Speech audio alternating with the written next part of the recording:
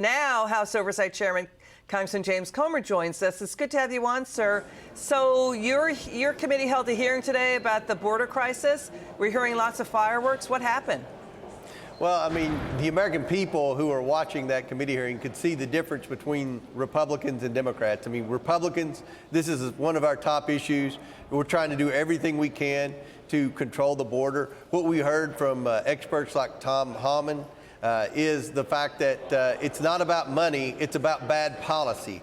The Biden border policy is an open border. All the money in the world isn't going to solve the problem. We've got to have a reverse in policy. We've got to revert back to the Trump era border policy initiatives, and that's the first step to being able to successfully detain and send back the illegals who come over here. But we've got to get serious about securing the border as well. The Democrats, they just want to say that we're racist for wanting to secure the border. I mean, the Democrats gave every reason in the world why we should have open borders.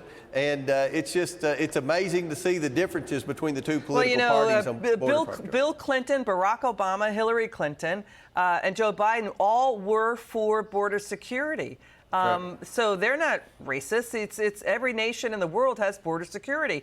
Can you tell us about this White House meeting? Because the president is adamant he wants $110 billion in funding for Ukraine, Israel, and other national security measures. House Speaker Mike Johnson says no to that. He's saying you've got to do U.S. border security first. No border security, then no aid to Ukraine, no deal. Is he sticking to that? Yeah, I think he's going to stick to that. Look, that's the position of our conference. We've made that loud and clear to Speaker Johnson. We expect the #1 policy initiative should be to secure the border. That's what the Democrat big city mayors want. That's what every taxpayer who's kept up with this issue should want, is to secure the border. People that are battling fentanyl overdoses, people that are seeing human trafficking in their communities now. We've got to secure the border, and no amount of money is going to go to another foreign country until the Biden administration secures the border. We shouldn't even have to negotiate with the Biden administration to secure the border, but unfortunately that's where we are in this Democrat-controlled city and capital. Are you optimistic that they will get a border deal? Because the voters out there, they're angry. They're really furious. We're seeing minority voters in cities speaking out in places like L.A., Chicago, and New York. They're very angry about what's going on with the border crisis. They want it to stop. Many are saying, shut the border now. I mean, when you look at the numbers, 9 million crossing, about more than 1,300 terrorists caught, at least 41,000 criminal illegal aliens coming across the border.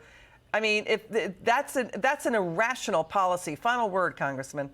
Yeah, it's not sustainable. The American people have spoken. They want our border secure. The Democrats are trying to reverse course now. They're trying to blame it on a lack of funding when funding has absolutely nothing to do with it. That's what we learned in our committee today. It's not about funding. It's about policy. And the Biden policy is an open border. We have to change back to the Trump border policy. Got it. Congressman Comer, thanks for joining us tonight. It's good to see you.